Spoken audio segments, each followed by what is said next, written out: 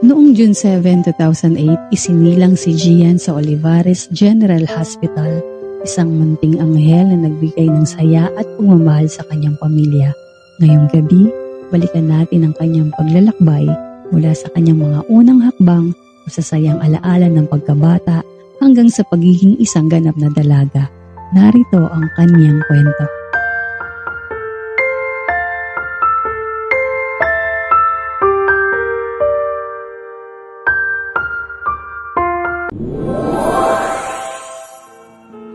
Heartbeats fast, colors and promises. How to be brave? How can I love when I'm afraid to fall? But watching you stand alone, all of my doubt suddenly goes away somehow.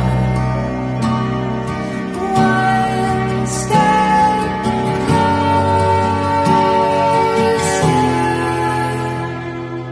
I have died every day waiting for you, darling. Don't be afraid. I have loved you for 1,000 years. I love you for 1,000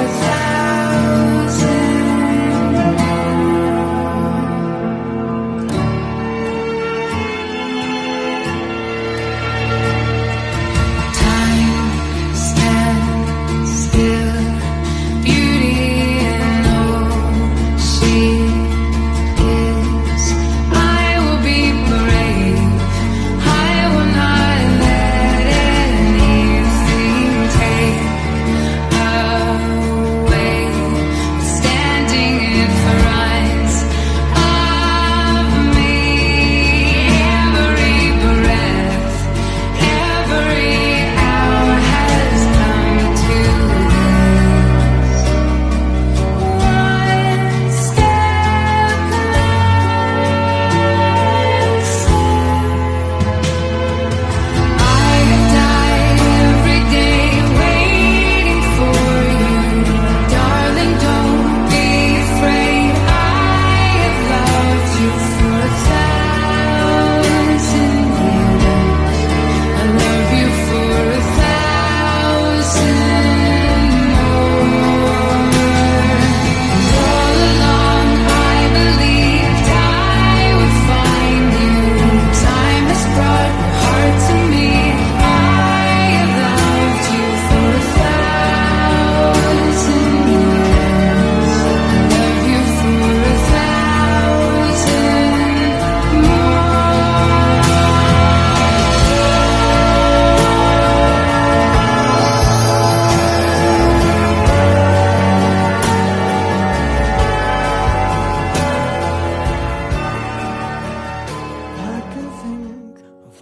Sa paglipas ng mga taon, dumating na ang panahong ikaw ay ganap na dalaga na.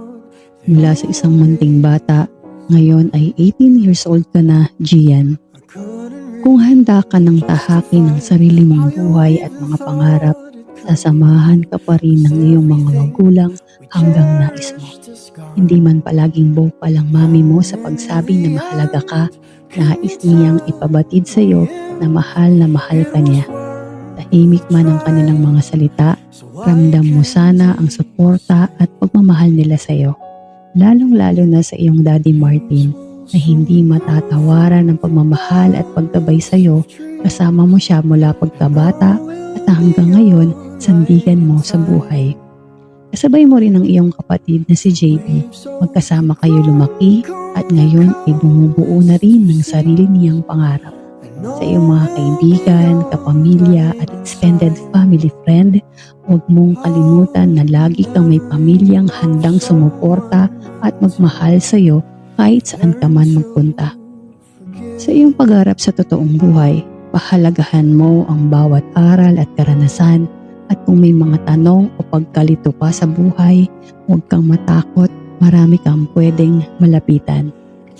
Ang lahat ng magagandang nangyayari sa iyo ngayon ay alam pa rin namin na bunga ito ng iyong mabuting puso at kung paano ka lumaking maayos at matalinong bata.